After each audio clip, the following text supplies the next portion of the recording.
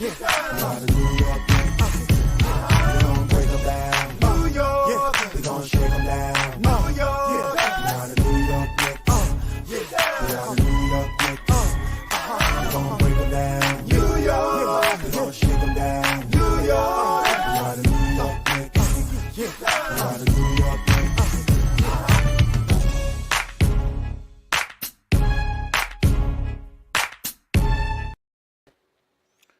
What up? What up? What's going on, everybody? Welcome to the Church Guys Postgame Show for December the 20th, 2023. New York Knicks tonight return home and play the fifth game. Well, they return to New York, to the East Coast, and they play the fifth game of their five-game road trip. They had a four-game Western swing, and they finished the road trip in Brooklyn tonight, taking on the Brooklyn Nets and defeating them by a count of 121-102. Solid win for the Knicks tonight. A lot to unpack here from the road trip and others.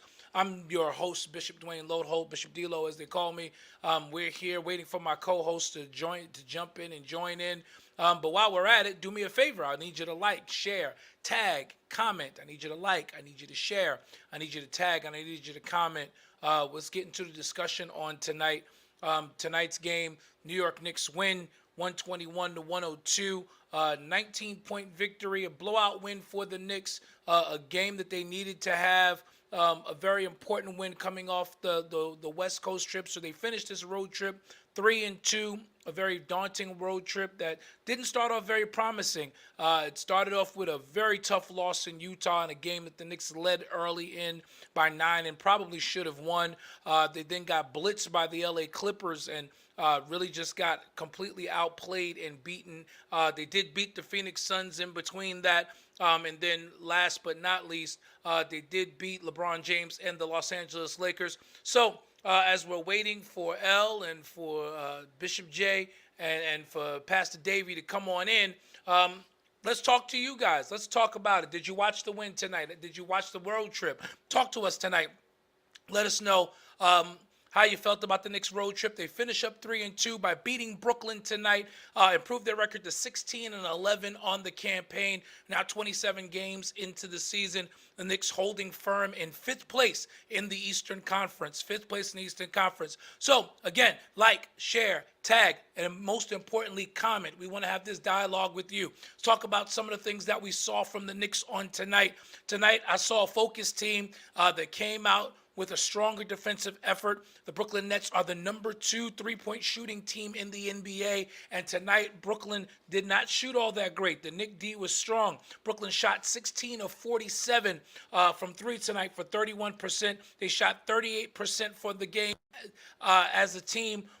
Brooklyn really just didn't have it tonight, and I credit the Knick defense. There was a lot more physicality. There was a lot more willingness to get after it. I saw guys getting run off the three-point line, and Brooklyn jacked up 47 threes tonight. They jacked up 47 threes, but the Knicks did a good job on defense, and they're coming in now, Bishop J. Mac, Bishop L, as they join us again.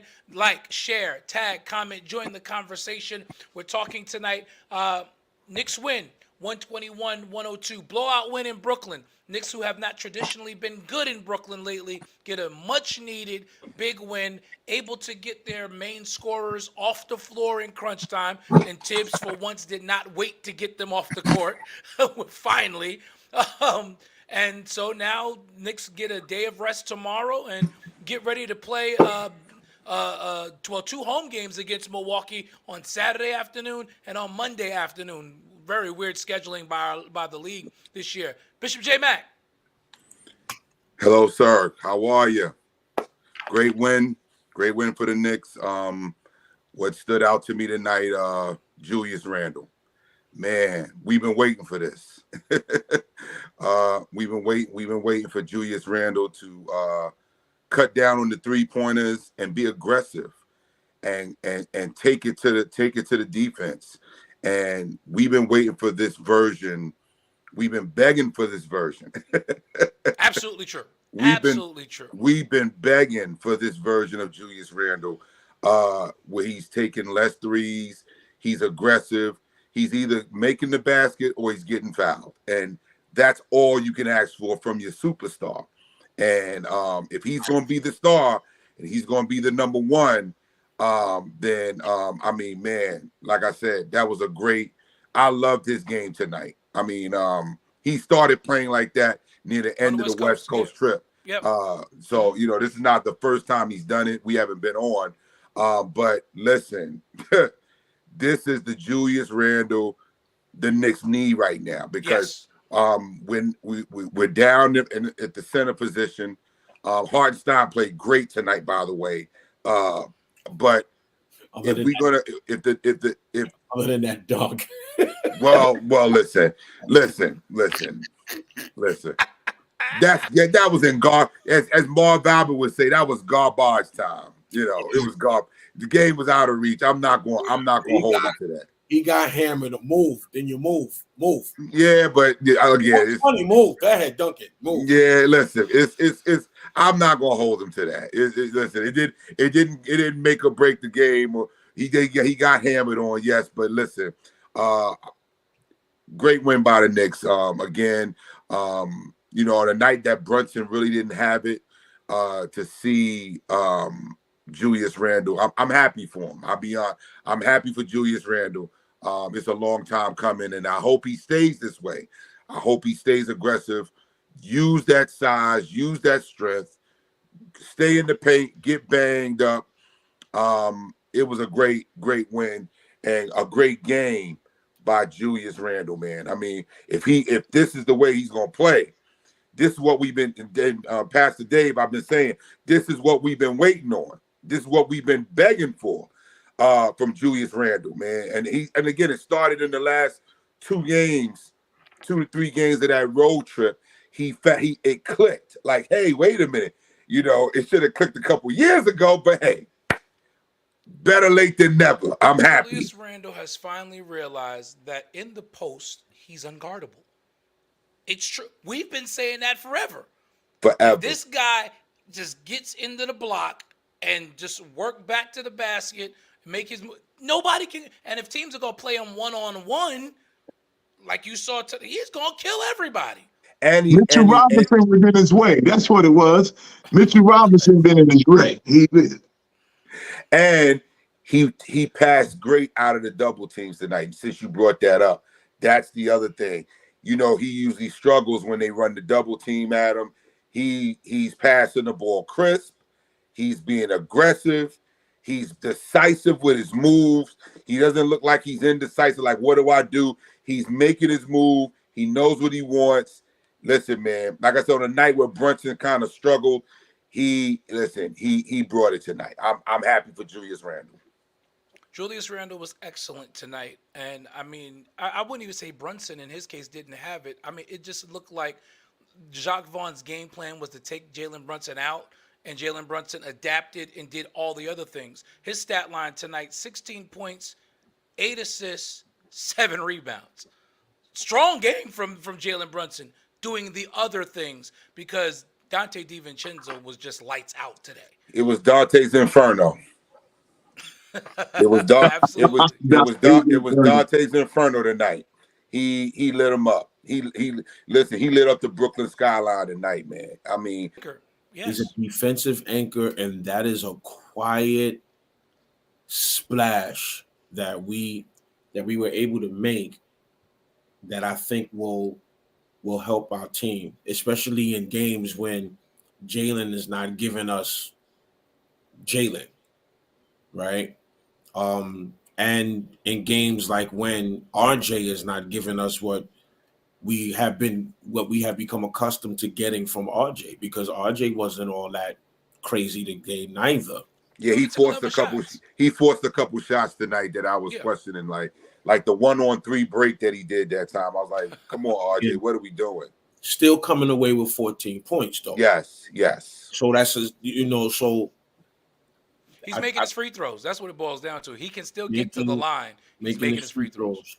I think the interesting stat is the one that during the game, the very, very interesting stat. And if we keep this trend going, we stand a chance to really eventually become a force in the Eastern Conference. And that's the stat that Wally gave towards the end of the game. 13-2 when you are leading in the first quarter. 12-0 when you Going are into the fourth. in the fourth quarter. Yes, sir. Holding leads and closing teams out. That's what this league is all about. If And especially a prolific team like Brooklyn. This is the number Yeah. 2 3-point shooting team in the NBA. Yeah. So no lead is safe against them. We saw a very defensive-minded team tonight. Yeah. They came out like I've the watched- defense was reinvigorated tonight. I was watching the way they were attacking. They were not just going to the perimeter, but they were literally attacking the perimeter. Like if you looked like you was going to shoot from that three, from midway through the second quarter into the rest of the game, if you even looked like you was going to shoot from the three, they was in your face right away. Only up until like the end of the game when the game was gone, it was like, all right, go ahead, shoot that dude. Julius with that 26 was big. Josh Hart with 13 rebounds. Yes. Okay. 13 rebounds from Josh Hart says that he can bang the boards. He can bang the boards. DiVincenzo with that 23 points. Quickly with 21. And the reason why I say 21 is because he shouldn't have missed those 2 free throws. So he had 19. But quickly with that 19, should have been 21 points. That fall away 3 out of bounds was sick. Oh, no. That was sick. But the answer 3. The answer 3 was the 3-point shot right before that. Right before the fall away. When he came down and answered that 3, like, nah, dude, you ain't getting that. And popped that off on, I said, okay, this team is playing with a lot of heart. I think that our team is playing with heart. I called it the last time he was on 3-2 on the road trip. I did call it. So Go on, Prophet. I just wanted us to beat that LA Clipper team, but they look like they clicking on all cylinders, and we ain't even gonna wake up Donald Ballard right now. I mean, that game got I know away he's with got probably away on from here us. now, ready to say something to Jay over that game. I mean, at the end of the day, we split against the Clippers this year. Okay, not a huge deal. David, talk to Right, we blew them out. They blew us out. So Yeah. There you go. we split. Go ahead, David. I think the Knicks are looking great, and they coming together. And remember, we had to try to find a way to get Devo in there. He's a new buck. He's new, so he's still finding his way in. But watching him tonight, I'm gonna tell y'all, I said I kind of don't miss Obi Toppin while I'm looking at Devo. Not going that far, but Hey, I'm willing to go that far because you're not going to get that 54%. you ain't gonna you're get not gonna that get that from from Obi. Obi. No, you're not gonna get that from Obi. No, Absolutely not. and Devo he's showing up. He got championship pedigree, and he ain't scared. Not at all. No white Not boy at all. ain't That is scared absolutely at true. all, and he's That is gritty. absolutely true. He's gritty, and I think right now the Knicks they gelling, and that road trip might have been good for us. Maybe Julius Randle needed to be on the road that long, because there's something about the Garden that I think the Garden kind of messes Julius Randle up a little bit. That pressure. Well, that's But when not, he's on the road and he's out there balling, I think we're gonna be all right. well, that's I not think that that's not good, Davey, because if you're going for 4th place in the East for playoff contention, You gotta win that at home. means you got to win at home because Gotta you win get at home home. court advantage in the very first series. You got to win he's at home. gonna get it together. He needed that 5-game trip to spark him. It sparked him up. Julius still scares me. He really does. He still scares me, especially. Yeah, I saw J Mac put in our chat. I love this Julius Randle. I said, I'm not love. That's a strong word. I don't know if I'm willing to go that far yet. He scares the life out of me. I need to well, see this a little listen, longer. I need to see this a little longer. I say love because it's better than what we was getting. Oh, that's true. That's very And then true. He's better. and look at the numbers. The numbers were already there, but it was something different about his attitude, man. It was something different about his aura. It definitely looks like the light bulb has come on both ends of the floor. He's not picking up those texts like he used to either. He's I more think he's one of the, engaged. yeah, he's not even going at the refs He like has that. one tech on the season. Right. And That's what I'm saying. That was a whack tech that he got on the West Coast trip. Right. Like that tech was whack. And I was just about to say the tech that he got, he shouldn't even got it. Let's be honest. Because man like walked up in his chest. Like what is he supposed to do? He was trying to walk around him, and man kept going up into him, and they called the tech on him. That I thought that was absolutely crazy to me. I'm like, how does Julius? It's one thing that's scaring me for the future. We're gonna have to pay quickly. We're gonna have to pay that man. Oh, he's at 20.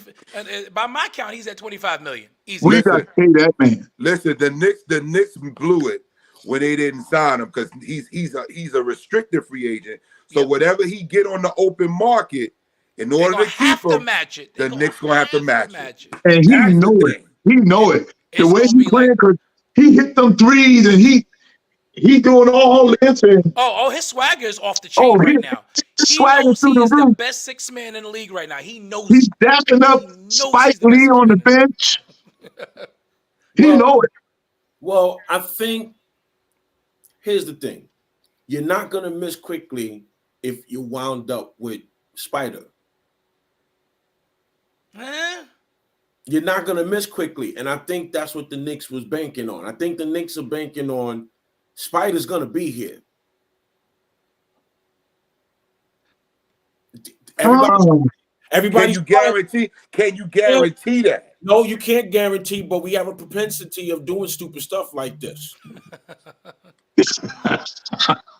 Let's be honest. At this point, we do dumb things like this, right? But let's say you do get Donovan Mitchell. Then what? You don't that's money that you did not give to Emmanuel Quickly that you're gonna give to a bona fide star. So if you don't get him, yes, you're gonna have to match whatever offer he get, and I say match it. But if now we've seen in the past, brothers, the Knicks will let him walk. They did it before. I don't think this front office is letting him walk. Okay, I hope not. I'm praying they don't. I don't think they're letting him walk without them being for sure that they're gonna get Donovan Mitchell. We thought we had Donovan Mitchell last year.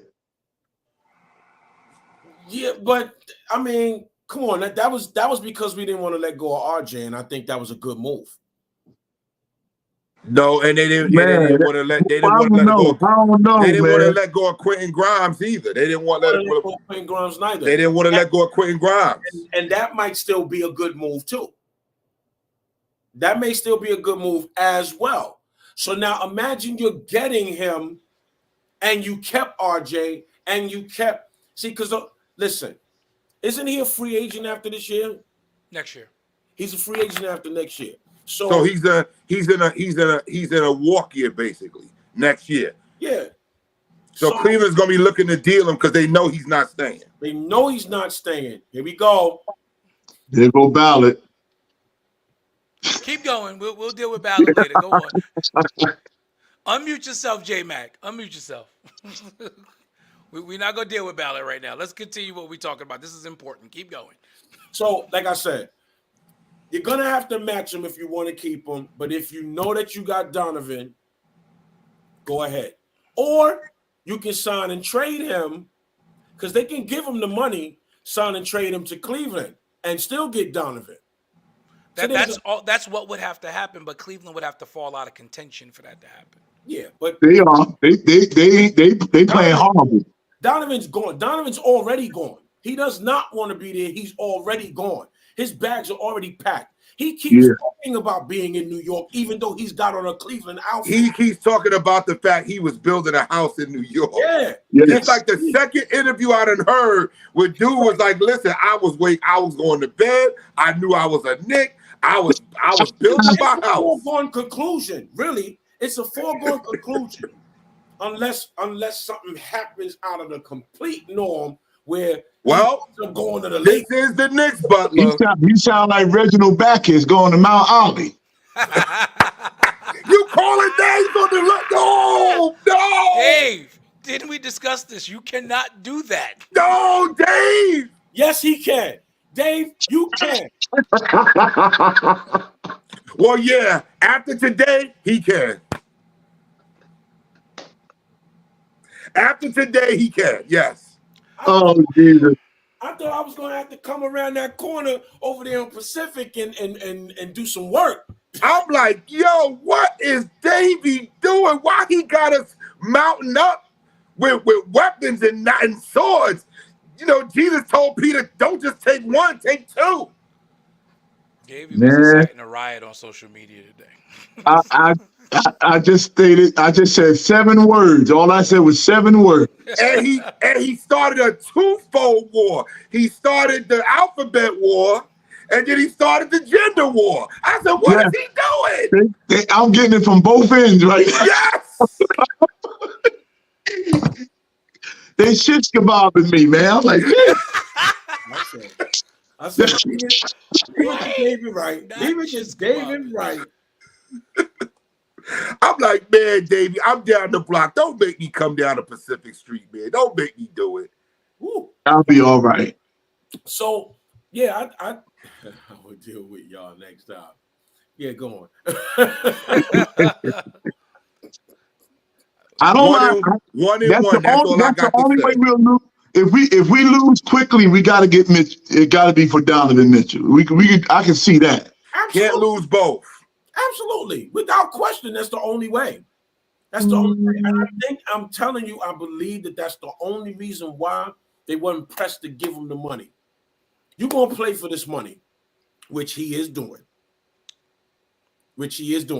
Listen, but come on, I put him top 3 candidate right now. Matter of fact, top 2 as 6th man of the year. Well, 6th man. Yeah, I'm giving that. I mean, he was top 2 last year, right? Yeah, he finished. He got robbed last year. He should have got it. And the way he's playing this year, he's trying to make sure he don't get robbed again. Listen, he giving you 40 pieces early in the season. Early in the season when nobody's hurt. Didn't he give us a 40 piece this year? Yes. I think he did, yeah. Woo. Listen, I'm gonna be honest though. Quickly's a bad dude, man. That's a great weapon off the bench, dude.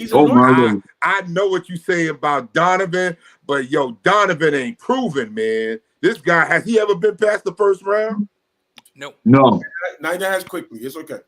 Yes, he has. They went last year to the 2nd round. You're right. Yeah. Listen to me. I'm just saying. Hold on, y'all. Y'all not gonna do this. Let's not get crazy. Here we go. Donovan Mitchell is the truth. And a Donovan Mitchell in a New York uniform, you're going to see a totally different Donovan Mitchell than you saw in Cleveland. And Utah. I mean, I don't know. Dave, I had to ask Dave. I don't know how much better Donovan Mitchell is going to get, though. See, that's what I'm... You're going to see a certified killer. He's a certified killer. First of all, we went into that series last year scared to death of him. Let's just be honest. All of us were scared to death of him. All of us. We said that he was going to kill in that series, and he came out trying to kill. But as usual, the opposing point guard, ours this time, matched him shot for shot. Brunson. With Emmanuel Quickly, you get that scoring, but then you get a guy who's on the cusp of becoming an elite defender as well. Yes, he long, man. He long. Do you really want to lose that? And let me tell you this. You put a Quickly on a top 3 team in either the Eastern Conference or the Western Conference. You put this dude on the Celtics, Philly. You put him on one of these teams in front of us. You put him on Orlando. That dude is going to be a beast, man. I think y'all guys are misreading. Could you imagine Quickly with Tyrese Maxey in that backcourt and Philly with Joel Embiid? Let me. Bro, Is Joel Donovan Embiid Mitchell would a be bona salivating fide because he never superstar? see another double team as long as he live. See, Damien, that's what I'm saying. I'm Is he not a ready to bona fide anoint. superstar? I'm not ready to anoint him that. I'm not. No, Donovan Mitchell. No, I said this last year during the playoffs. I I said he's a star player. I don't think Donovan Mitchell has reached superstar. And again, I don't know how much better he's going to get. He's already 26. Now I will say this, Butler. This I will say. Butler ain't having it. Him coming to You're not trying to hear New it. York. You're not trying to hear it. Him coming to New York and playing with a Brunson and a Randall intrigues me. It does. I They want going to to the see. Eastern Conference Finals. They going to the ECF. Nobody is getting in their way. That is the thing. I want to A see him in a backcourt of Brunson and Spider intrigues me. starting. And I want to see him in a winning culture. That's why I'm saying it intrigues me. As much as we hate our coach, we now have a winning culture. I was just about to go there though. Now, will this coach be able to coach him, and will he be happy being coached by Tibbs? Yes, I think it would change up everything. Donovan Mitchell is a game changer. I believe that Donovan Mitchell wants to win. I just don't believe he knows how to, and that's why I'm interested to see him in this culture. Let me say this. So, fellas, misread. Hold on, I think I misread. I don't want to lose quickly.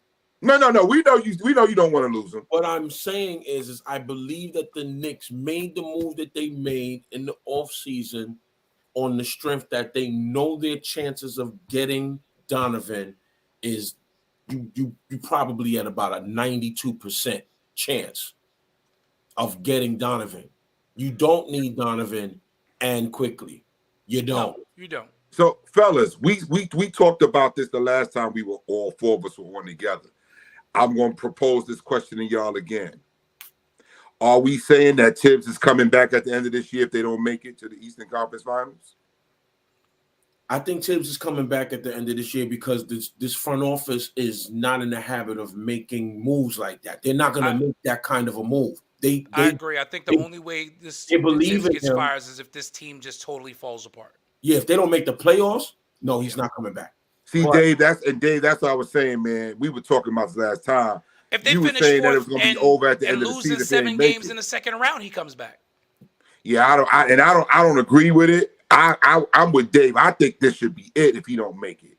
It's not going to be because, it's not going to be right. It's not going to be because one, and especially if they don't get Spider yet, they're going to say, "Okay, we're in the right place. We just need to get this player." They believe in Tibbs. They do. They absolutely do. And if you notice, throughout Tibbs' coaching career, he's pretty much been a 3-and-done guy. Right? 3 years and done. Maybe so with Chicago, Minnesota. Yeah.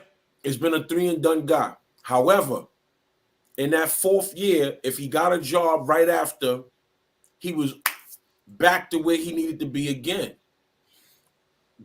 I believe that Tibbs, and I hate the way he coaches. I think he does not make the necessary adjustments. However, I think if you put the right team there, if you give him the team that he doesn't have to coach,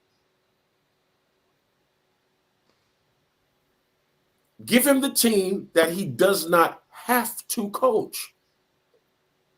Tibbs ain't that type of guy though, Butler. He gonna always be yelling and trying to coach. No, he's not that type of dude. He doesn't want to talk offense with nobody at all under any circumstances. He does not care about what you're doing when the ball is in your hand.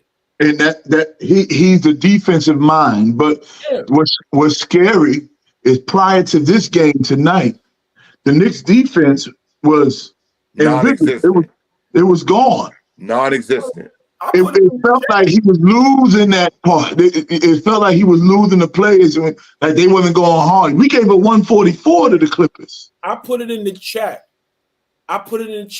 In that 6 games, we gave away a collective 793 points. 6 games divided. That 793 divided by 6 is 132 point points a average. game. That's not a Tibbs team. That's not a Tibbs team. It's not a winning team, period. Tonight was a Tibbs team, though. Yes. Yeah, but it's the Brooklyn Nets. I want to see. The Brooklyn Nets are a high-octane team. Yeah, I was gonna say this is the number 2 3-point shooting team in the NBA. I get all that, fellas. What I'm saying is, this was a rivalry game. This was 2 teams coming off the road. It was a slugfest in the beginning because both teams had the tired legs. The Knicks pulled it out, and the Knicks started exhorting their will because they simply have more talent. I agree with all of that. What I want to see is this defensive effort Saturday at 12 noon. Oh, absolutely. 2 days off. 2 days off. This is what I want to see now. Now, I want to see this effort Saturday, and then I'll agree with y'all. But I'm sorry, I get what y'all saying, but it is the Brooklyn Nets. Friday's They didn't do this on the road, Dave. You want to see this against Milwaukee Bucks? Huh? I want to see, and they playing the Bucks twice in a row. I gotta at agree home. with J-Mac. I gotta agree with J-Mac on this one. I need to see the Knicks come out on Saturday and Monday, and at home in the Garden and blitz Milwaukee. They need to try to run Milwaukee out of the Garden both days. They've got to send a message. 2 days rest. Got to. We need to see something here, fellas. That Come on defensive now. intensity needs to be on 100 on Saturday afternoon. Then I'll believe what y'all saying. But right now, I'm sorry, it's the Brooklyn Nets. I can't just say all is well. And they've got to show. They also have to show the elite teams in the Eastern Conference, hey, it was early. We're not going anywhere. That's it. And so far against Milwaukee this year, they haven't done it. It's been close. The first game was close. Right. But after right. Thank you. The first game was close. That in-season tournament game was ugly. Was ugly. Not ugly, ugly. Ugly. So I'm not trying to pour water, guys, but it's the Brooklyn Nets. They was 13-13 coming in. True. I mean, I like the defensive effort only because I do agree with L. Brooklyn's offense is high octane. They're young though, so they're an up and coming team. And you gotta listen. You play the team that's in front of you in your schedule, so a win is a win. Yes. This was a big win, but the litmus test is Saturday and Monday. And listen, Mikal Bridges having an off night tonight was a big factor. Let's not gloss over Mikal Bridges going 0 for 7 in the first quarter. He missed 7 threes. Come on, But they defended him well. To their credit, they defended him well. But they defended him well, but he also missed wide open shots that he never misses. He's been struggling, actually. He's been struggling. He has. I want to see this defense against a Milwaukee team. That's it. Where all 5 of their starters can shoot. Let's not drink the Kool-Aid. Let's say it's a good win. You beat the team in front of you. You beat your crosstown rival. Hats off. Let's see 12 noon Saturday. That's what I want to see. I think we come away from those 2 games with a split. 1-1. 100 blue skies, Randy. I'll be happy with that. But we got to get a win against these guys. I think we win the Christmas game because I don't see us. We don't normally win 12 noon games. Yeah, Saturday, them afternoon. But it's coming off 2 days though. They're gonna one of them days they're gonna go party. They're gonna hang out. So doesn't matter. We don't win the afternoon games at all ever. We never win them. No, you're right. Too early. It's too early to be balling in New York. At noon on a Saturday? We don't win in no December? Carl Dehaney, I saw your comment. I am coming on that. I'm being a realistic Knicks fan. I'm sorry. I'm going to be a realistic Knicks fan. It was the Brooklyn Nets. Yeah, they high octane, but who scared y'all? Who was the Knicks going to be scared of over there? We're not talking about KD and Kyrie anymore. We talking about Mikal Bridges. This was the one game where the Kenny Smith theory didn't hold. And Thomas. That's who we talking about. Cameron Johnson had a good first half. He did. But he was a no-show in the second. Let's hope that the Knicks come out strong against Milwaukee on Saturday. That's all I want to see. Send a message and then steal Christmas Day because it's Christmas Day. I think we win the Christmas game. The Knicks always play well on Christmas Day, historically. We ain't got Bernard King, but they historically play well. Well, if Bernard was playing, we know we get 60. Yeah, you're going to go 55 points. Christmas Day, Bernard was a monster. Like it was like, what is you, Bernard Saint? Listen, the king of New York was going to put up the numbers for you. He was. And I'm going to tell you, Jalen Brunson going to go crazy on Christmas Day. I hope that's what I was hoping to hear. Yeah. He's going to go crazy. Either him or Quick. We need either him or Quick to do it. I'll take either one, him or Quickly. Give me either one. I want to see Julius really take seriously this weekend the assignment of guarding Giannis Antetokounmpo.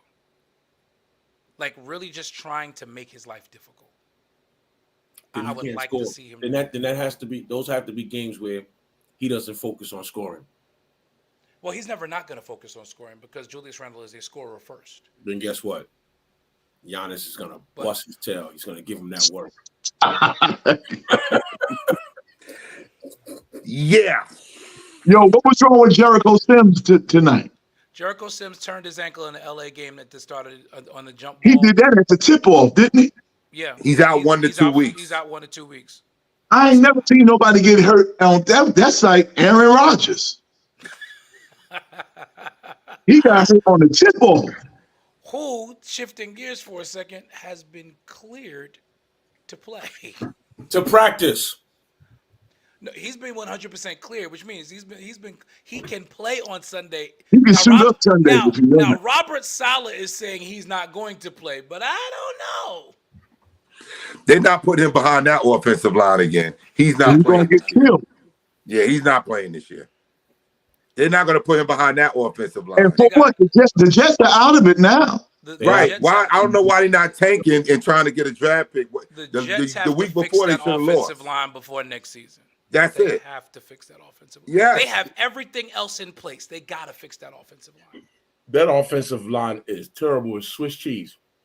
Right. That's why I said they're not putting Aaron Rodgers back there. Not a $70 million investment. Don't even do it. It's time to get rid of Mekhi Becton. And you got to win next year because he's not coming back after next year. He's retired. But Con Becton's a big boy, man. I thought he was going to do something. But that's all he is big. He can't block nobody. Can't block. Nope. Can't move. We're in an NFL now where edge rushers are not just power guys. They're speed guys. Yeah. And when you're that big, you can't stay in front of a speed guy. And so you got to learn how to play angles and you got a lot of play angles and shift your weight and you got to learn the technique of blocking. They're lining up all their speed guys on his side and daring him to stop them, and he can't. He can't. Hey, fellas, I know we shifted, but how about them Cowboys? Oh God. Where's Jesse? Oh, you ain't gonna find him. Oh right. No! When the Cowboys lose, Jesse go back to Dallas to Atlanta. Go back to Atlanta. That's right. When they win, he go back to Texas. Yeah. Y'all gonna leave Jesse Moore alone. Yo, what's about that Danny DeVito boy from the Giants? Danny DeVito. What's his name? Tommy DeVito. They say his family is in the mobsters. Listen, I ain't saying nothing. Listen, see, all I'm gonna say is he's an Italian Jersey boy. That's it. And his last name is DeVito. Hey, we got to say. I don't want to say nothing. I don't want to be sleeping with the fishes. Listen. David, you've been in enough trouble today. I don't say nothing. We got a DiVincenzo on the Knicks. Keep throwing that ball. So. We got a DiVincenzo on the Knicks too. So we got a DeVito on the Giants and a DiVincenzo on the Knicks. Right. Let's just leave it at that. Just leave it. So dissecting this West Coast trip, the Knicks could have very easily been 4-1. I feel like they gave away that game in Utah. I'm mad about Utah. I'm still mad about Utah. That game in Utah was winnable. That was a gimme. Yeah. That was a gimme game, and they let that go. That was the one game on the trip I actually stayed up and watched live, and I'm just like, because I thought they were going to get that one, and I'm like, oh, you've got to be kidding me. How do we not get this game? It's just like, but again, it's Tibbs' lack of adjustments and not riding the hot hand. I mean, he is the bane of the team's existence. Like, he is so in love with his rotations and the way he likes to play his guys that when you don't recognize that you're putting the guy who's lighting it up on the bench in crunch time, you're hurting your chance to win because you feel like you need to go back to Randall and even Brunson sometimes. Like, sometimes Quickly's playing real well, Devo's playing real well. We don't need to go back to Jalen Brunson. Let him sit because there's going to be a game where you're going to need Jalen Brunson down the stretch. It's like you said, he don't care about the offense. All he cares about is the defensive side of the ball. The offensive side, hey, do what you want, just don't turn it over. That's what he's saying. Randall and Brunson are not even two of your better defenders. So I'm just like, so what are you actually gaining other than playing to their egos? And you know, I got a little deterred tonight. I got to be honest with Tibbs. 9 minutes left. We up 20. He put Brunson and Randall back in the game. When the bench is the one that got the lead to 20. I Let wasn't them upset run with Brooklyn off the court, then empty the bench. I wasn't upset with that. I wasn't upset with that. I mean, if Brooklyn was making a run at that moment, I wouldn't have been upset. But they weren't. They weren't making a run. I think as a ball player, I think that they needed those reps. They needed those runs. There's a strong possibility that they won't practice at all this next 2 days. So, well, we know you don't think they practice at all this year. Right, so. that's why I'm laughing. That's why I started laughing. You don't think they practice at all this year. So get back out there and get your reps, get your runs out, because I don't want to see y'all until Saturday, right? I'll see y'all at 9 a.m. for the shoot around. Listen, this your shoot around these last 9 minutes. So get it in. Exactly. I wasn't even upset about that, but I mean, there was a part of me that was like, "Yeah, let's not take our foot off the gas," because he put them back in at 6 minutes. And Jason Kidd said something very, very, very, very true years ago. He said, "I want to be in the game with 6 minutes left, because at 6 minutes you can be up by 20 and lose, or you can be down by 20 and win." True, very true statement. 6 minutes is all it takes. Especially in today's NBA. Today's NBA for sure. NBA. And so when he put them back in, to me, I felt like, yes, let's be putting our foot on the gas. We're not letting them come back. Because I think he put them back in the game and they had cut the lead to like maybe 15 or something like that. 14. No. Let's go. Get back in there and bring this lead back up to 20. Let's go. Speaking of things happening in a flash, did y'all see Golden State last night in Boston? Yeah, they looking scary right now. Golden State three straight, turning it around. 3 straight without Draymond Green. Without Draymond, they sending a message to him too. Woo! What's your feel about Draymond in a Knicks uniform? They said, no, we don't need him. No, I can't take that. Him and Randall together. I already got Julius Randle. I don't. Draymond couldn't get along with Kevin Durant, who's like the most passive person in the world. Well, here's the thing now. Now you're starting to see it really hit the fan. Because Steph was like, he's got to be held accountable for his actions. I've never heard Steph go against Draymond, ever. I ain't heard that. He said that? He's got to be held, yo. Steph's fed up. Let me tell you. He's fed up. That's you know why that's big? Because before that, Steve Kerr went at Stephen A. Smith for getting on Steph about being a leader. Right. And then now for Steph to come back behind the coach after he went out on a limb for him and say that's huge. And then for them to go on this 3-game win streak to say, hey, Draymond, we could do this with you, but best believe we can do this without you. Draymond gone, y'all. Draymond gone. They're going to trade him for An Bag energy. of basketball. Trade him for a bottle of Prime. But And then they showing him right John now. Moran balled out last night too. Oh man, that last second game winner. Oh, he's a shooter. No point intended.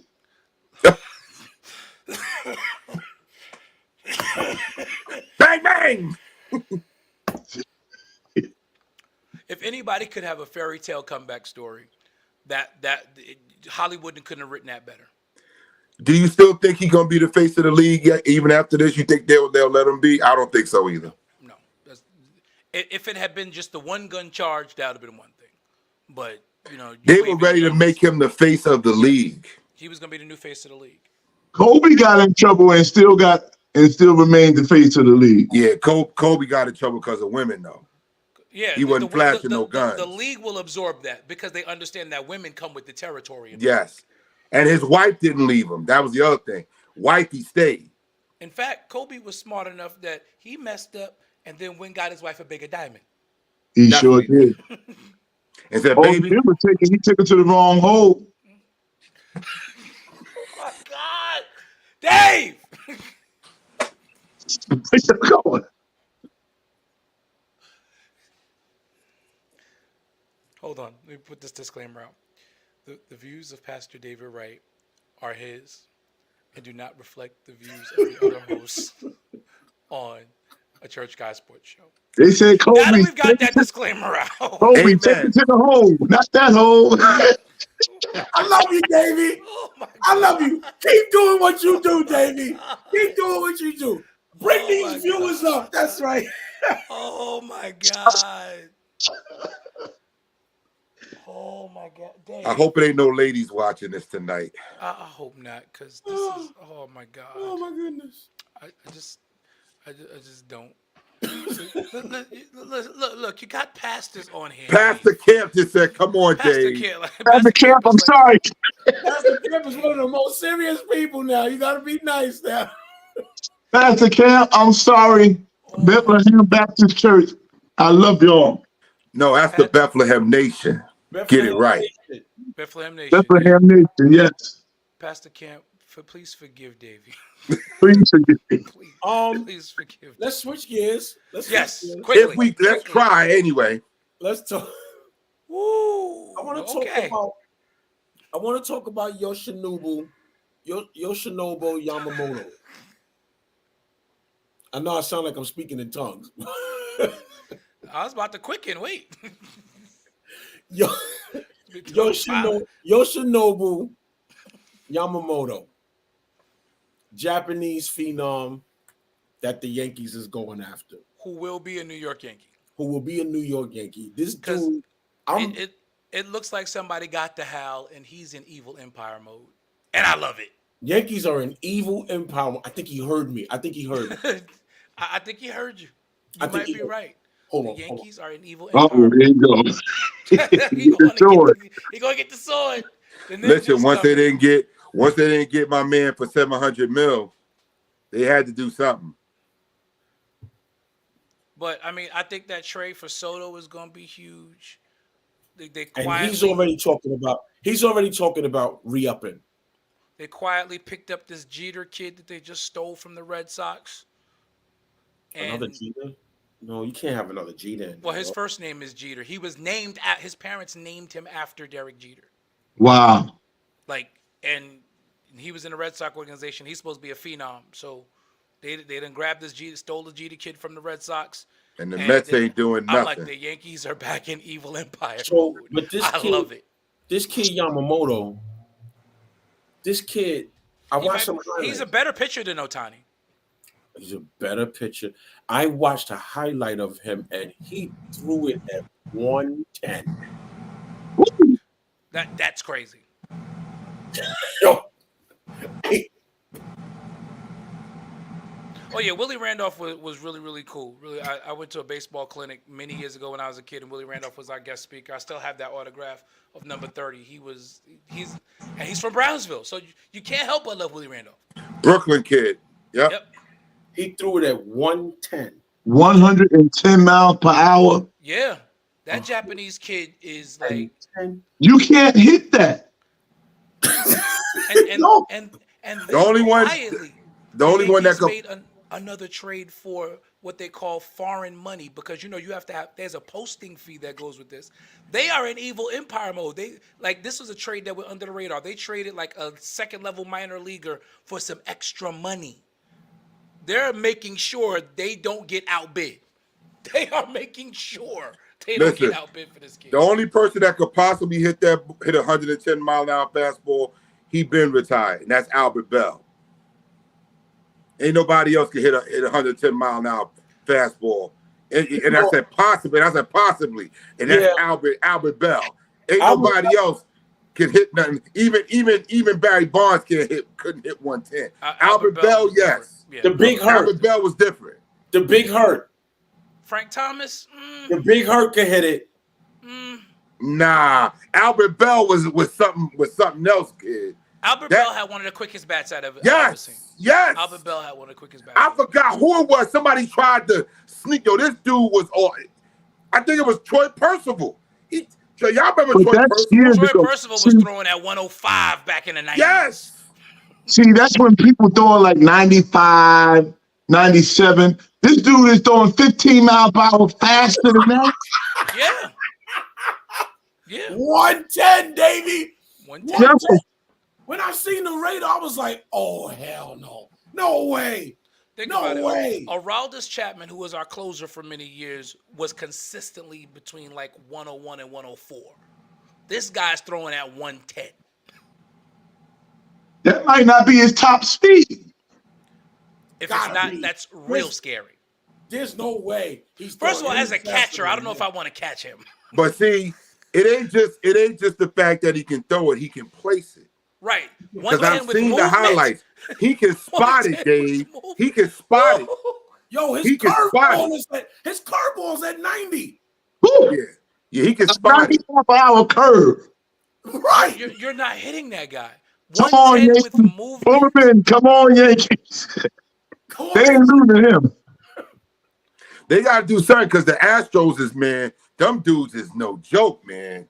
Them Houston Astros. The thing though is the Astro pitchers are old, so they're and that's just it. Like what Mike Miller just said is very true. The Yankees need some pitching behind Garrett Cole, and if they can get the Japanese kid, if they can get another couple of arms, yeah, I'm not trying.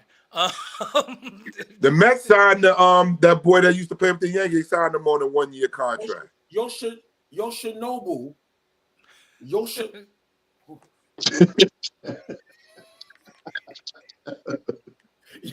This is about now, Jared. I would do this. I would go because I love Strawberry and Gooden, and it's about time that the Mets honored them. So I would go to Citi Field for that. Because it's Darryl and Doc. Only because it's Darryl and Doc. I'm not happy about it. And I'm going to tell you why I'm not happy about it. It took too long. It took way too long, and it should have happened at Shea, not Citi Field. Well, Yeah, but you gotta. the It's different Wilpons ownership. were never right. Michael Cohen. Different ownership. Michael Cohen is at least an owner who actually cares about Met history. The Wilpons only cared about the bottom So line. they're retiring 16 and 18. Yep. You got to remember that was the Wilpon era, man. Yeah, come on. the Wilpons They only wasn't cared gonna about never the do bottom that. line. They was too busy trying to make money off of Bernie Madoff. Right. They didn't care anything about the team. The team was an investment for them. That's it. Cohen actually cares about the team. Yeah, Steve Cohen cares about the team, man. He cares. When is that game? And who I don't know. I don't know if the schedule's come out yet. But as soon as it does, if I can be in New York that weekend, I would. The only way I'm going is if it's a Subway Series. Well, see, I've never been to Citi Field yet. It's terrible. I've been to Shea, and I've been to the old Yankee Stadium. I haven't been to the new Yankee Stadium, and I haven't been to. I've been to Citi Field. I haven't been to Citi Field or New Yankee Stadium yet. Citi Field is I've cool. been to Shea, obviously, and I've been to I hate Citi Field. the old Palace, Right. The old Yankee Stadium. When it used to rock when they stood up in there. That was one of the most amazing feelings ever. Being in there when Yankee Stadium was literally shaking because it was so loud, and you sitting in that upper deck and you like, oh my God, the building is shaking. Yeah, I think they got to do it during the Subway Series. Didn't both of them play for the Yankees too? Yes. Strawberry It would be Acres. nice if both franchises did it. but retired their numbers, but they're not Oh, going to do that. Yankees ain't retired. Well, No. Gooden and Strawberry didn't play with the Yankees long enough for the Yankees to do that. Gooden had a no-hitter with him, though. Neither. They didn't even give the Mets 10 years. But they were iconic for the turnaround of the Mets franchise. And gave them a chip. They gave them a Strawberry- championship. Strawberry got 2 chips with Well, the I'm about to say Gooden and Strawberry won 2 chips with the Yankees, but But the Mets, but the Yankees, right? Gooden pitched a no-hitter with the Yankees. that's why I But said he they pitched the changed the no-hitter. culture of baseball with the Mets, man. Yeah, They did. him and They absolutely- Strawberry, they were the cornerstones. And didn't Strawberry get a 3? Did Strawberry hit? No. Strawberry went on a tear one time for the Yankees, and one game he had 3 home runs. Oh yeah, Strawberry had some great moments. Yeah, he turned the clock back a couple times with He the did. with the Strawberry Yankees. turned the clock back. That number 39 was right. Listen, Darryl Strawberry, they would call him the Black Ted Williams when he was coming up because his swing was so sweet. They thought he was going to be like the first. They always ever gonna look Black at those Triple Crown dudes player. as Mets. They always gonna look at them as Mets. He was I don't know if he was that's an elite true. power hitter. He had I speed, understand. and he could hit for average, and his defense was above. Yeah, they're average. not going to be looked at as Yankees. No. I But don't that's know what if that's but that's true, what guys. Cohen wants. No, that's why Cohen's doing it. Because they are looked at as Yankees right now. At least in the New York scene, as great as they were for the Mets, because of what they did on those Yankee championship teams, when you think about it, there's a generation that only sees them as Yankees. Yeah. And that was all Steinbrenner, because Steinbrenner always loved the 86 Mets. Yeah. George Steinbrenner had a thing for those 86 Mets, man. Yeah, And he had a heart of gold, and Because he wanted to give them opportunities after they got themselves clean, because he loved those guys. He absolutely loved. And then when Darryl got cancer and came back, I'm like, oh, you can't write a fairy tale better than this. Yeah, yeah. But I'm telling you, I know what you're saying, Butler, but I think they're going to be looked at more as Mets, even though they did more with the Yankees. Well, the Yankees only, and I think that this may be true, and I'm not sure if there's anybody other. Well, Reggie Jackson's numbers retired in there, but they only retire homegrown ball players, homegrown players. They only they really rarely see. Babe Ruth wasn't homegrown. Come on, son. Babe Ruth built Yankee Stadium though. Like that's an exception to the rule. But he was a Red Sox.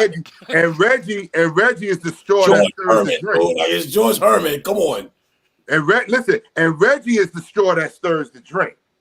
Mr. October, baby. He said, listen, I'm the straw that stirs the drink. 3 homers on 3 pitches in the World Series. Like people are like, oh, he had 3 homers in the World Series. I'm like, that's not even the feat. He only saw 3 pitches. How do you do that? Yeah. You made it 3 home runs on 3 pitches. But the majority of those numbers in Monument Park are all homegrown guys. They're all homegrown guys. You're not gonna see Darryl Strawberry would have to die for them to retire 39 in Yankee Stadium. Dwight Gooden's never getting his number retired. Oh no, that number 11 is never gonna be retired. Because he didn't. Alex Rodriguez. Right. Rodriguez, please. I think they might actually do it eventually. Alex Rodriguez? Yeah, if Alex Rodriguez because he's iconic. I agree with Butler. Because he's iconic. The PEDs is not gonna let him get his number retired. No. I don't see it. Well, see, here's the thing with the PEDs, right? Eventually, the baseball writers are gonna have to start letting those guys into the Hall of Fame. A couple of the guys almost got in. They getting closer on the vote on the ballot. Okay. Every year. Let me tell you something. If A-Rod goes into the Hall of Fame with that interlocking NY, he would. He would. Better believe that number 13 is getting retired because he don't got win his that World 2000 hit Series. as a Yankee, so that They care about that. They don't win 2009's World Series without him. Oh, I agree. A-Rod was the man in that series, man. Him and Hideki Matsui. Okay. Him and Matsui were huge. Right, and that's the year he got MVP. Yep. You know, I mean, Yankee retired numbers. Billy Martin, homegrown. Derek Jeter, homegrown. George Herman Ruth, Iconic. But iconic. Go ahead. Iconic. Lou Gehrig, Homegrown. And iconic. Joe DiMaggio. Homegrown. And iconic. Here's one that's not Joe Torre. Iconic. Mickey Mantle. Wait. Joe Torre then as a coach, though, right? As a manager. Yeah. Yeah, but he's iconic, and he's iconic. Joe Look how Torre, many World Series that man won. he doesn't have to be homegrown. This man took us to He's iconic. That's what I'm saying. He's iconic. That's what J-Mac is saying. Go ahead. Mickey Mantle.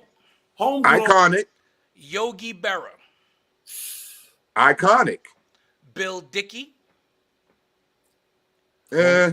Homegrown. Roger Maris. Iconic. The original breaker Home run king of the home the original breaker of George Herman Root's record. Yep, and he's iconic because of that. The Scooter, Phil Rizzuto. Iconic. Holy cow. Thurman Munson. Iconic. And iconic. Both. And iconic. Whitey Ford. Iconic. Jorge Posada. Homegrown and Homegrown. Here's one that is not. Paul O'Neill. Best years were with the Cincinnati Reds. But because he was such an important part of those Yankee championship teams. We don't even remember the Reds. That's true. We don't even remember. We don't even remember Cincinnati. Because Paul is on all four. And he won a World Series with them. But he won 4 with the Yankees. He won 4 with the Yankees. Right, but you don't even think about Cincinnati. He's on all 4 of those championships. All 4. Donald Arthur Mattingly. Don Mattingly, that's homegrown. And iconic. And iconic. Elston Howard. Homegrown. Is he homegrown? Elston Howard was the first black player in Yankee history. Iconic. Iconic and home. That by itself. And iconic. He was on perennial championship teams. So, iconic. Yeah. Casey Stengel. Iconic. Okay. There's not even a question there. Yo, y'all get the names of these Yankees, man. These are some baseball legends. The Yankees are gonna run out of numbers. Listen, it's the world, it's the Hall of Fame, and then it's the Yankee wing. This is true. Man, let's understand this. It's the Hall of Fame, and then it's the Yankee wing. Who's in the Yankee wing? This is true. Crazy. Mariano Rivera. Iconic and homegrown. He holds the distinction as being the only player in Major League history to be unanimously voted to the Hall of Fame. Matter of fact, we say in history. Let me change that. Wait. With one pitch. The greatest closer of all time. Wait. That's why I'm saying we got to change it. It's not iconic. He's transcendent. Yeah, Mariano was transcendent.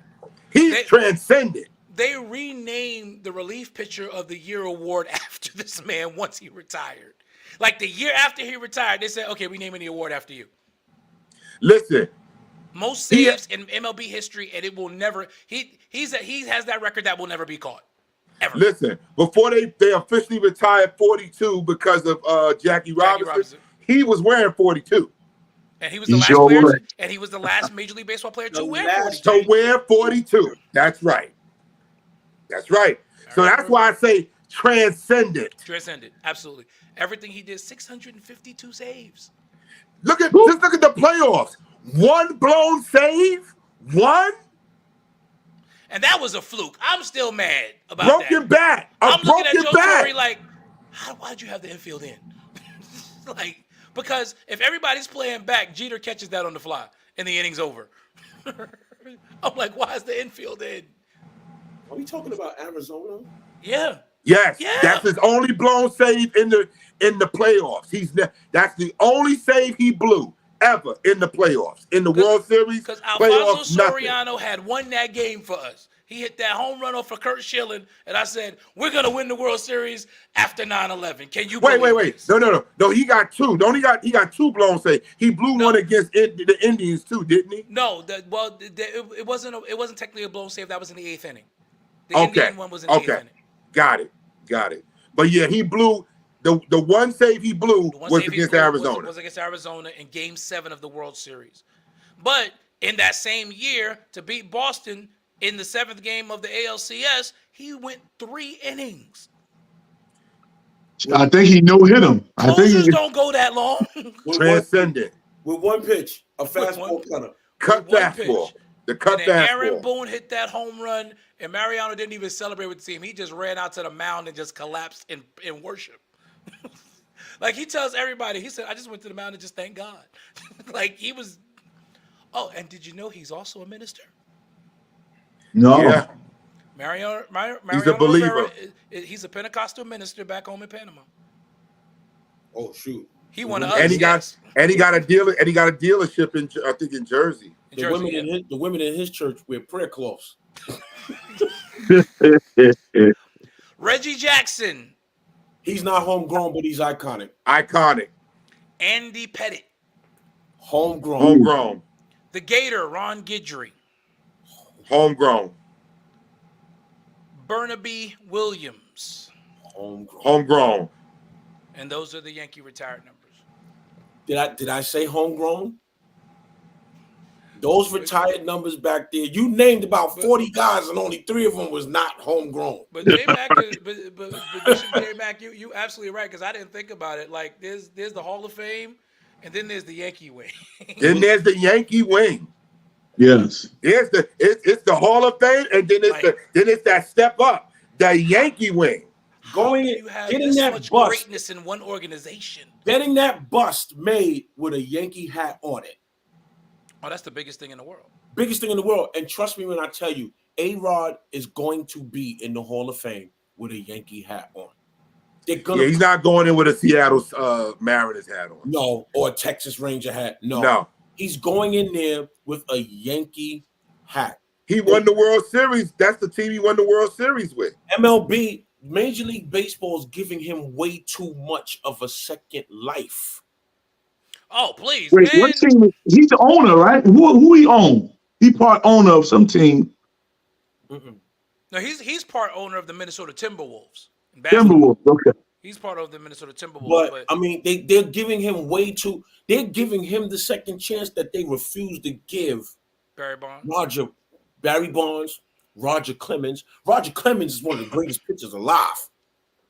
Even Mark McGwire, they ain't giving him that chance. They ain't giving him that chance. They're not, and Mark McGwire and Sammy Sosa saved baseball. They did. Sure did. That home run chase was. They saved baseball. That home run chase out of that strike. Yeah. Coming out of that, that was a year-long strike. You Sammy Sosa now. People were. Yeah, he using too much Ambi. Remember Ambi? Not Ambi. Sammy Sosa looked like a ghost. Sammy Sosa. Dave, he using too much Ambi. Sammy Sosa out here looking like Ricardo Montalban. Remember Ambi from the 80s? Yeah. Black folks. I didn't even recognize Sammy Sosa last No, time. Why would you say that? He has a skin disorder.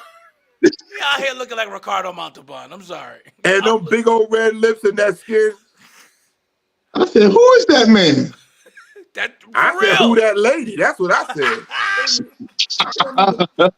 Sammy the friend. Oh, God, Dave, they going to come after me next. Let me be quiet. See, there you go. Get him.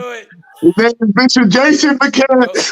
Don't let Davey rub off on you, Jay. But now listen, those guys saved baseball. That was a year-long strike. They didn't even put in replacement players. Yeah, but I don't like what baseball did. They going to play it like they didn't know what was going on. And they left them guys out there, man. They knew that it was going on. They needed it. They needed it. And so here's what happens. They were hoping it stayed buried. The only way that you can balance it out now is to let the pitchers start doing it. So you think that they didn't know Roger Clemens, who was at that point at 280 something? He got the 300 wins, but he was at like 2,000 strikeouts at that time. Mm-hmm. He was the face of pitching at that time. And the dude was built like a horse. The The dude was His workout regimen was insane. His wife was doing them too. Don't forget that. Here we go. She was. D-Lo, this is for you. You ready? I'm listening. And this is the reason why I say the Yankees are going to retire Roger Clemens' number. I mean, retire A-Rod. A-Rod's number. Alex Rodriguez. Because they retired Andy Pettit. And Andy Pettit was the same dude taking steroids with Roger Clemens. And he got caught. His name came out. And he got caught. That's why A-Rod's going to get that. That number 13 is going in Monument Park. I understand your point, but the difference is Andy Pettit was a homegrown talent. That is true. And the Yankees protect their own. Yep. Yeah. That is true. The Yankee way is the Yankee way. And I don't know. And remember, A-Rod had that beef with Jeter too. Don't forget that before he came. A-Rod didn't have a beef with Jeter. Jeter had a beef with A-Rod. Yeah, but why did he have a beef with him? Because A-Rod was jealous of Jeter. That's why. Jealous of Jeter. Oh, what? There's no other way. There's no you don't have other to be way. jealous of that man. You're getting $300 million. Yeah, but he was still jealous of that man. A-Rod was getting the money, but he wasn't getting the respect. A-Rod was getting the money, but he went from Seattle, where nobody's watching baseball, to Texas, to where it ain't nobody was watching baseball. And you've got Jeter's in all the commercials. The Yankees are playing on the Fox Game of the Week every week. And Jennifer Lopez had a Jeter jersey on. And he had better numbers. He had better numbers than Jeter. And Jeter was still getting recognized as this iconic player. And he's like, wait a minute. That's why he said it in the interview. I got better numbers than him.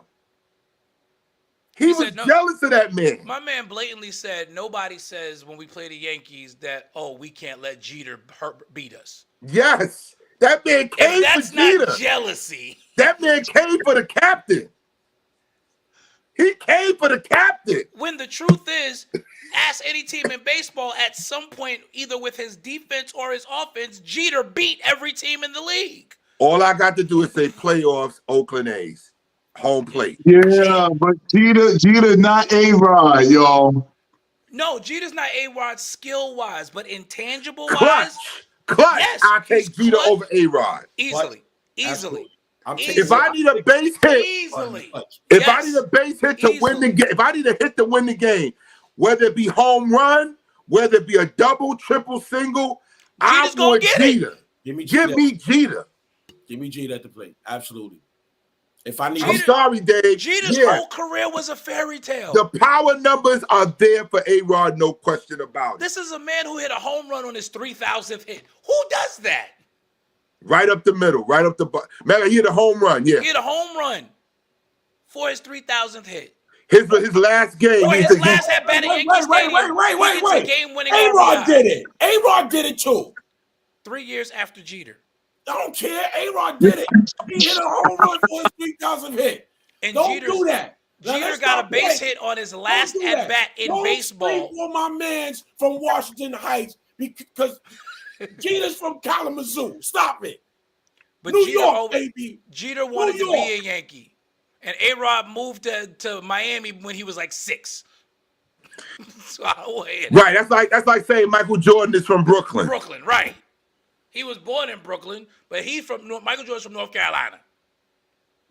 That's like say, yeah. So come on now. Carmelo, because y'all let Carmelo rep Brooklyn all day. Carmelo reps Brooklyn because he recognizes where he's from.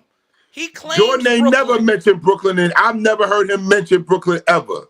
Melo wanted to come back to New York and play for he the was trying to Knicks. get in while players were trying to leave. And y'all saw that thing I dropped in the chat last week. Melo on his podcast said, I wasn't going to Jersey because at the time he said they was telling him, he's like, I'm getting on the plane from the All-Star game. And they're like, oh, the deal's done. You going to Jersey? He's like, I ain't going to Jersey. Get somebody on the phone. I'm not going to Jersey. Which means Dolan outbid himself. Listening to that just made me mad all over again. Like, Dolan really screwed up our franchise. Donnie Walsh must have had inside information. He knew Melo wanted the Knicks, and he tried to tell Dolan's dumb behind, just chill. He's coming. He like, listen, let me do my job. You hired me to do this. Let me do my job. And you mortgaged the future of the franchise for a We guy that was just coming now get anyway. back from that. We just now Right. come. For a guy who was coming anyway. I got a question. Does number 7 get retired at the Garden? No. no. You can't retire number 7 unless you retire number 30. If you're not retiring, if you ain't retiring the King of New York, you can't retire. You can't retire Melo. I don't know. Melo top 10 in the league in the NBA in scoring. It's going to be a backlash. It's not a Hall of Fame jersey retirement. It's what did you do for this franchise? It's going to be I'm telling you, it's going to be a backlash if they retire Melo before they retire Bernard King. That's going to be the fan base is. I'm telling you, especially when you got Julius Randle wearing it. And Julius Randle is wearing 30, reminding us every game that he's wearing the King of New York's number. I'm telling you, but look, I think right now Julius has already got a better New York Knicks resume than Bernard King. I would say that Melo, yeah. I won't say better than Bernard. That's a hot take, Dave. Right now, Julius Randle's New York Knicks resume is better than Bernard King.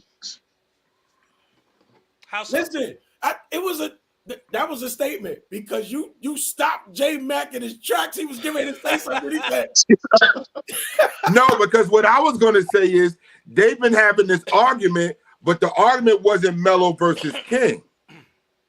The argument was Randle versus Melo. That's the argument that's been having. But how many playoff appearances did Bernard King get us in? I'm with you. I went to check it. 4. Randle got us in that now too. No, we ain't there yet. We going this year. But listen, how many that will did Bernard King get? 3. But the argument has been has Randle had a better career than Melo? That's the argument. New York Knicks career? I say yes. Yes. Has Randle had a better career than Melo to this point? That's the argument that's been happening. And I think Randle has had a better career to this point than Melo and than Bernard King. How many All-NBAs Bernard King got? I don't think he got none. None in the New York Knicks uniform. No. Randle got 2. Melo, how many do Melo have any All-NBAs? Yes. How many? As a Knick, I think Melo has 2 All-NBAs. So he's tied Melo, and he's on his way to get another All-NBA this year. He's on his way. That's the argument right there. Has Randle career? Butler ain't said nothing in the last 45 seconds to a minute. He ain't said nothing. If they're gonna retire number 30, it's gonna be a 30 that say Randle on it and not King. Bernard King was All-NBA for the New York Knicks twice, 84 and 85. That's when he was dropping 50 back-to-back nights on the West Coast. Yep. Butler, you ain't said nothing. Has he had a better career than Melo? But this is has Randle had a better career? And both of his All-NBAs were All-NBA first. Hold on. Bernard King's 2 All-NBAs with the Knicks were All-NBA first team. Right. Randle's had second and third. He hasn't had a first team yet. Has Randle had a better career than Carmelo Anthony up until this point? Yes. Better Knick career. Better Knick. As a Knick career. Because we know he played in LA and he played down in with the Pelicans for a while. Yes, he has. For a cup of coffee. But no, Knick career. Yes, he has. Right. Yes, he has. Hands down. Yes, he has. And it hurts me to say that. I know, because I'm gonna say, I can see the pain on your face. I mean, I don't know about better. He's had a more impactful one, yes. See, Bishop D-Lo don't want to say it either. That's better, D-Lo. Bishop D-Lo don't want to say it they're comparable. But I will say that Randall's impact has been bigger. Randall's impact has been bigger because of the culture change since he's been here. So I will. That's give an Randall interesting conversation to have, Yeah, though, man. it is. I'm telling you, because that's been the talk on social media. Who's had the better career, Randall or Melo to this point? Okay, so check it out. Melo was here how many years? 6? Yes. Was it 6 years? 6 years. But it might have been 7. Right. Let me check for sure. Go ahead. Check that for me right quick because. And I think we've been in the playoff with Melo maybe twice. Yeah. 3 times. That's what I'm saying. 3 times. 3 playoff appearances with Melo. Yeah, we got bounced in the first round by Jersey that first year he came. 2 first-round knockouts. 7 years. One by Jersey, and I forgot I think the other one was Miami. Miami, yep. Jersey, And Miami, then we went to second round and got put out by Indiana, I believe. Yep. Yeah, we shouldn't have. Roy Hibbert block at the rim on Melo. So can I ask this? All right, so now 7 years. 7 years, 3 playoff appearances. And how many playoff appearances for Randall in 4 years? 3 out of 4? 3 out of 4. Oh no. Come on, give it to us. New York Post is reporting Mitchell Robinson is likely out for the season. Injury news around Mitchell Robinson took a turn for the worse for the Knicks today. Knicks believe their starting center will miss the rest of the season after having ankle surgery last week and have applied to the NBA for a disabled player exception worth $7.8 million. I think they knew that. That's why they went and got Taj. The Knicks never disclosed Robinson's injury, typical Knicks. But the Post Stephon Bondi is reporting that he heard it was a fracture that required the insertion of screws. Yep, he ain't coming back this year. That's a rehab. That's a rehab stint right there. Anybody got Nerlens Noel number? Nerlens Noel. Oh boy! When it rains, it pours, huh, Knicks fans? We can't win for losing, man. I'm sitting there thinking, okay, we got Taj Gibson. We can hold it down for 10 weeks. We'll get Mitch back after the All-Star break and make a heavy push. Hartenstein is the starter the rest of the way, Doc. Yep. Which, I mean, it's not not bad thing, but it does limit our second unit a bit. Woo. I mean, I like Taj, but Taj is not a game changer. He's a stabilizing force. He's not a game changer. But yeah. So we're looking. We gotta go get Porzingis. We gotta go get Porzingis. That's what we're gonna. Let's go grab Porzingis. We're not getting Porzingis. Porzingis to get a paper cut and be out for 2 seasons. Man, that's horrible. You think they're gonna place a call with Dwight Howard? David, don't you say nothing.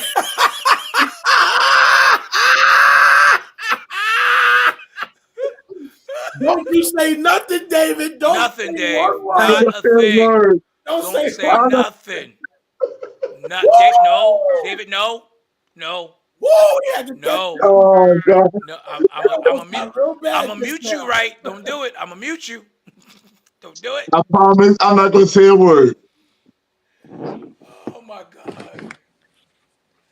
I'm sorry, I just couldn't resist that one. But yeah, so the injury news for the Knicks gets worse. You know it's bad when you laughing off of the potential of what somebody would say. Yes, sir. Mitchell Robinson likely out for the season. That's devastating. I don't know what we're gonna do. However, we did win 3 out of the last 5 games. It's the regular season. I was more worried about having Mitch in the playoffs because that's when an anchor like Mitchell Robinson is so important. You need somebody else. Because the game slows down and it becomes a war of attrition. And it's going to come down. You saw how he dominated the first round in terms of rebounds and block shots last year. He dominated 2 7-footers by himself. Now, how did he get hurt That's a again? huge guy to lose. How did he get hurt again? What happened? Oh, we don't know. It was some kind of fracture that happened in one of those games. However it happened, he kept playing. He never He finished that game. Yeah, he finished that game out. So is it possible that he worsened it by continuing to play? Well, we'll never know. They're not going to tell us. Yeah, they're not going to tell us that. We'll never know it. Because what they announced was 8 to 10 weeks. And I said, right. That's what I'm saying. We can survive. They ain't gonna, okay. They're not going to tell us. So just like they didn't tell us RJ's knee was bothering him. No, they told us it was migraines. And we all know no migraine is keeping you out for a week. Yeah, if a migraine is keeping you out, then you need to go see a neurologist. You need to be right. You have to be a concussion protocol or something at that point.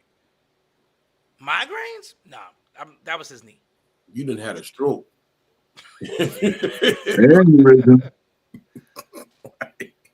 So yeah. Wow, that's bad, y'all. That's not good. Well, that just brought down the mood of the show tonight. We were having a good old time discussing everything, and then I get that alert across my phone. Who they gonna go out and get, even if they get the $7.8 million exception?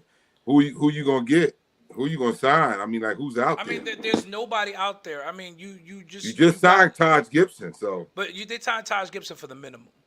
So. But that's what I'm saying. To pull somebody in, who else is sitting on their couch ready to go? Kwame Brown. Not Kwame Brown. Yo, this guy. Free agent centers. Listen, go get Kevin Garnett if you're gonna get him. DeAndre Jordan. JaVale McGee. I would do JaVale. Huh? I could see JaVale McGee. I could do JaVale McGee. Is serviceable. I could do JaVale. Nerlens Noel.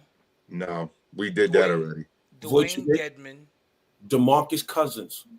Nobody pulls. I don't know why nobody don't get him. So I don't know if we would. That's an interesting choice there. Ooh, DeMarcus Cousins. Derek Favors is out there. Is DeMarcus Cousins going to be willing to take do the dirty work role, or he's still going to come in thinking he the man?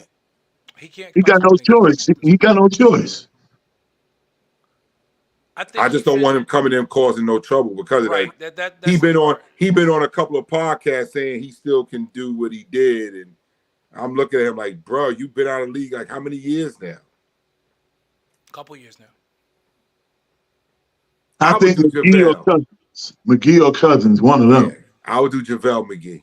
Nerlens is available. Dwayne Dedmon. Mm-hmm. You said Derek Favors? Derek Favors is out there. Kai Jones is available. Kai Jones. I like Derek Favors because he can stretch the floor a little bit for you.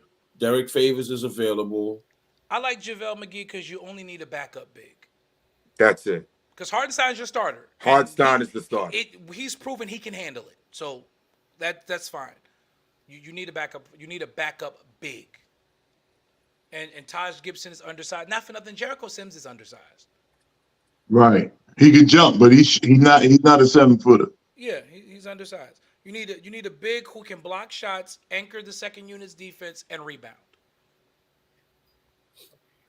And someone who can come in and play with the first unit for those games, the rare game where your starter gets into foul trouble. Man, this just took the air out of me, Doc. Yeah. Man. Yeah. I ain't gonna lie to you, man. That just took the air out of me, man. I was looking forward to having Mitch coming back strong right after the All-Star break. For the second half run. That's what I was looking at, man. This is hard. This is bad, man. And he was doing this thing, leading the league in rebounding, man. He was killing. Offensive rebound. He was out rebounding whole teams by himself. Yeah. He was out rebounding teams by himself. Yeah, fellas, this is a punch to the gut right here. We joke about it, but this team is cursed. This team is cursed. Man, out for the season. Well, we'll pray about it. You know what? Montrezl Harrell is also available. You know what?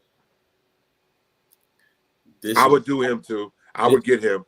And he's only 29, so he fits into that youth. This is the moment where I would not be opposed to going to get Draymond. I still don't want Draymond. You need that. Draymond ain't gonna like coming off the bench, man. And Draymond's he's an undersized 5. Like Draymond is like 6'6". He's Charles Barkley. Unless you're gonna use him like Golden State uses him. They used him at the 5. Golden State had him at the 5. Yeah, but he's also a 0.5. He's like he runs the point. Yeah, he the offense goes through Draymond. Yeah. And if you're not going to bring him here to do that, I don't know if you can put him in any other situation and he's going to be successful. And who's paying Draymond that money? Right. Do you want to take on Draymond's salary? Not if you're trying to bring in Spider. That's going to eat away. Maybe Draymond might only be good for Golden State. Ain't no might be's about it.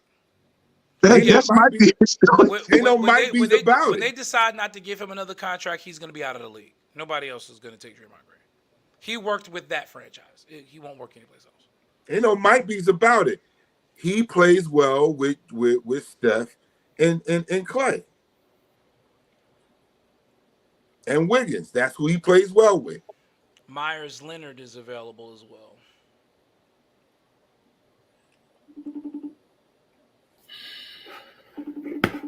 This is so bad, man. Well, I don't even know what to say after this.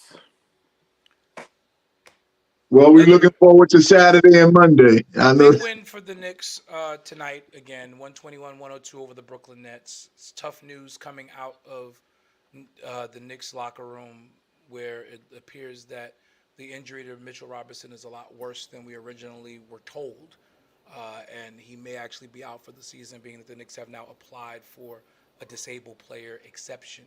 And you can only do that if a player is indeed out for the season. So if they applied for it, that means he's out. Right. He's not coming back. He will not be back this season.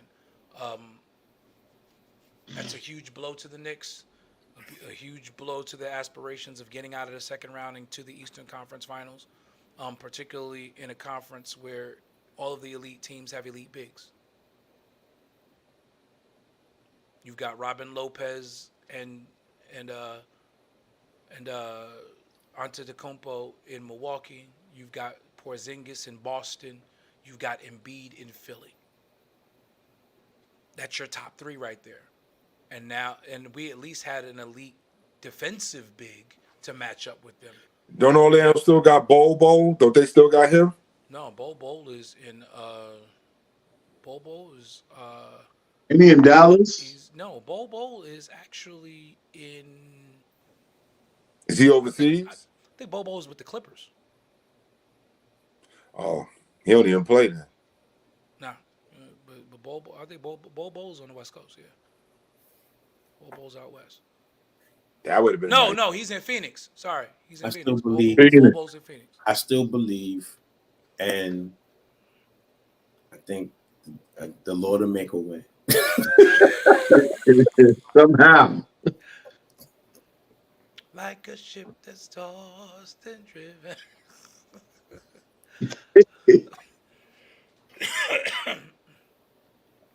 Wow, this is a big blow. Where do you stand? Who's on the Knicks side? Well, he sure don't look like the Lord. Sorry, Davey, I couldn't resist. Who's on the next side? We've been running and running. Running for a long time. Time is winding up. Time is winding up. Getting late. The sun is going down. Oh, man. Oh, my gosh. Stop it before Davey charges royalties for that. Man. But, yeah. Great great Tough way to win. end the show. Right. Yeah. Tough way to end the show. Yeah, this is bad, Right? man. So we won't be on Saturday. We won't be on Christmas Day. I'll be in the chat with you guys on Saturday. I'm actually considering maybe doing kind of a live thing on Christmas Day while watching the game, but we'll see what happens with that. Okay. I'll be out of town, but if y'all get on, I'll get on. I'll be cooking. Yeah. I'll be in Orlando. Oh, excuse us. I'll be cooking. All Must right. be nice. I'll be cooking a lot. Yo, You do be cooking a lot. Your family got you doing all this work. listen. They said, "Daddy's home. Get your behind in Come the on. kitchen." Come on, Randy Orton. Daddy's back. Daddy's home. Daddy's Come on, Randy home. Orton. No. What's about to say? Oh, are we planning our trip to Vegas, Davey? You going to Vegas for Yo, something? I know. For the summer league?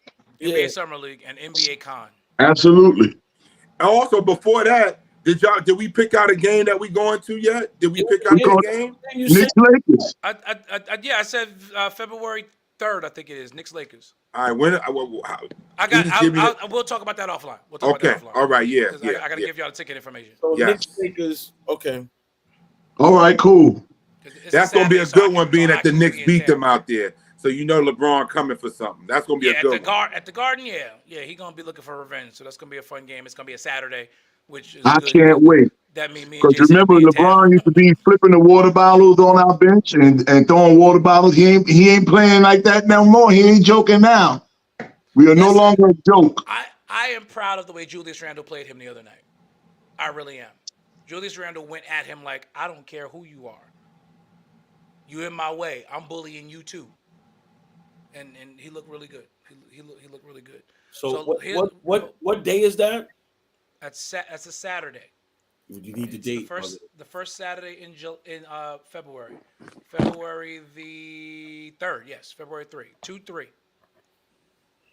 Okay. 2-3. I got it. I'm gonna hit my guy Tommy tomorrow. Let him know I need 4. So it's not the Chase Lounge? No, it's not gonna be the lounge though. You couldn't get the lounge for that day. I was trying. He said he don't have the lounge that day. He said he got seats, but he don't have the lounge. So you don't have the lounge no more? No, for that game. Like Oh. you know what that lounge costs per game? Ain't nobody doing 41 games in the lounge. That's expensive. I just want them chicken fingers. See, you're in the lounge, you ain't got to pay for the food. Now we in That's the true. we gotta They pay, put them in those little silver things. The little silver things. you Yeah. got to pay for food. And food in Madison Square Garden is about the same amount we paying Mitch Robinson for being injured this year. Yo, a hot dog and a pretzel is going like you pay it like $30, man. I'm gonna sneak some You ain't even get a G-Light drink. cakes in there. What? What did he say? He gonna sneak some G-Light cakes in there. Listen, I make sure can't- you bring that cannoli cake with you, and that honey bun. You bring both The of honey those. bun. Yes, We sir. got that. Do she make sweet potato pies? Yes, we're gonna have a bunch of them this weekend for Christmas. Are you serious? Yeah, Christmas. I need a pie. Listen, man. I'll hold one for you. That G-Lights is serious business, Doc. Let me tell y'all. Now, What was that one she made? That blue. It was a blue something she made one time. The forgot the name blueberry of it. cheesecake. Huh? Blueberry cheesecake. No. It was another one. It wasn't blue. It wasn't cheesecake. It was blue something. And me and my wife, man, we was going crazy. You killed it. Listen, let me tell you, I can't eat her stuff because I got to work out and get this. I keep this weight down. I was becoming a regular customer at one time. I said, I She got a couple. She got a Biscoff cake that goes crazy, and the new Oreo cake she do. Wait, with the Bischoff cookies? Yeah. She got one of those? Uh-oh. Those are my cookies, Doc. You only get them on Delta Airlines. No, they sell them. They sell them in Publix down in Georgia, and they got a butter that you buy. Yeah, she do all that. Oh no. and told J It Mac looked the like wrong thing. peanut butter, but it's Biscoff. Yes. Uh-oh. Yes, sir. You see how excited that he just got right now? Cause that's what I be getting every time I go to Georgia, Doc. That's my setup. I hear that. I hear it. I just want a sweet potato pie. I got you, Butler. Probably the same. I'll have it at my church Sunday. Sunday, I'll make sure I'll come and get it. Please don't forget, because every time I order something, you forget it. I got you. Write his order down. I'm gonna put my order in Do we need too, to send this video to you? I'm going straight to the airport after church, but I'm gonna stop by your church on my way there. I might have to put in for some honey bun in the Bischoff cake. I gotta get. We ain't got a Biscoff this week, but we got honey bun this week. Well, I'll take the honey bun. What a honey bun cake? Cake. You never had that, Butler? I can't eat that stuff, Jay. Right. Like that's why I didn't even talk about it. I can't Are eat none you of that. kidding me? I can't eat what? Can't eat A that. honey bun cake? I won't touch a honey bun in the store. A honey bun cake. Listen, honey bun cake, and whenever she decides to make it again, cannoli cake. The cannoli cake. They love that right out now, here, man. It'll bless your life. That Bless your cannoli life. cake, amazing. Bless your. So what about? I heard you say Oreo cake. What's that? Talk to me. It's a Oreo, like cookies and cream. Yeah. But then they got Oreo. She got like Oreo on top of it and chopped into the cake batter. Now, where y'all located at? We in South Jersey. We in Atco, New Jersey. 386. I've been to the shop, Doc. Not a shop, right? Oh yeah, I've been there. Yeah, 386 White Horse Pike in Atco. I went to the shop, Doc. 386 what? White Horse Pike. And Now, she be making them chocolate chip cookies too. Them Essentially Atlantic City. Almost. You almost to Atlantic City, yeah. Yeah, it's almost Atlantic City. Yeah. I was coming from from Philly one day and stopped there. I was coming from Renzetti's and I stopped off. That's why I went, because I was leaving. I was coming back from Renzetti. I'm getting ready to go to Renzetti. That's why I'm. Well, that's what I'm telling you. If you going, it's on the way, Doc. Yo, be careful in that Renzetti. That man was down there stealing them hats, wasn't he? He stole one of them. Thank you all for joining us as always. We appreciate yes, it's time to go. All right. Again, see y'all later. Download the podcast if you want to listen to this nonsense again. Subscribe to the YouTube channel, Church Sports on YouTube, like the Facebook page. We are getting ready to sign off. Once again, Knicks win tonight, 121. Oh, no.